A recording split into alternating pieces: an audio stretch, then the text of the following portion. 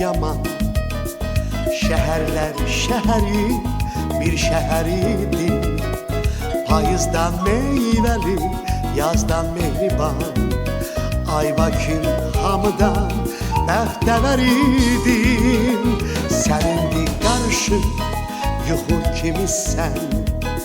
Bir gözün ağlayır, bir gözün gülür, hərdən həzin-həzin gülümsəyirsən. Güləndə qəlbimdən qüssə çəkilir, ara bir görürəm yaşıdlarımı.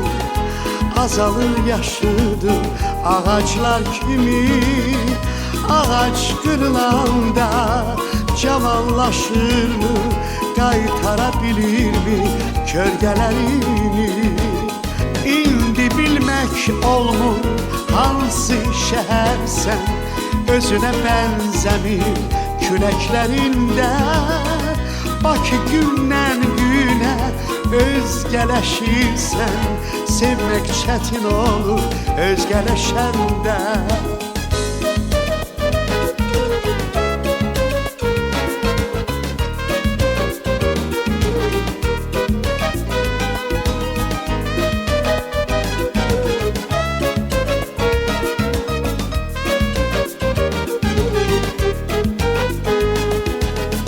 Demirəm ucaltma binalarını, hisli keçmişinə qayıt demirəm.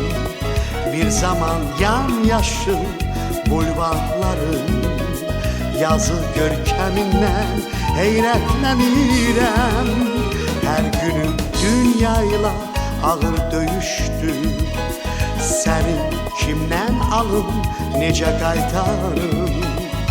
Qala divarından bir qaya düşdü, kim saldı mən onu, necə qaldırır?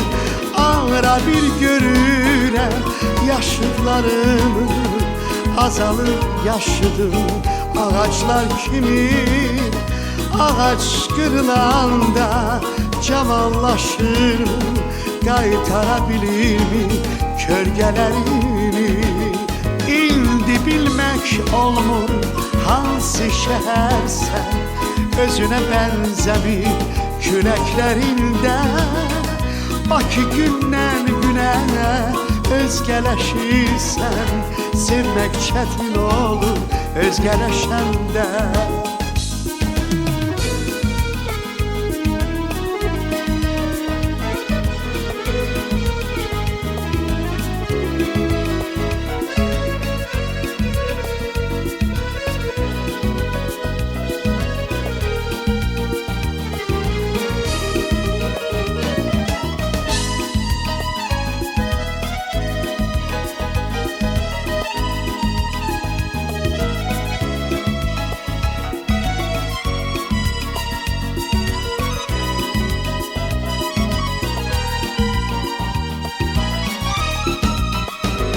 Ara bir görürəm yaşıdlarım, azalır yaşıdım ağaçlar kimi.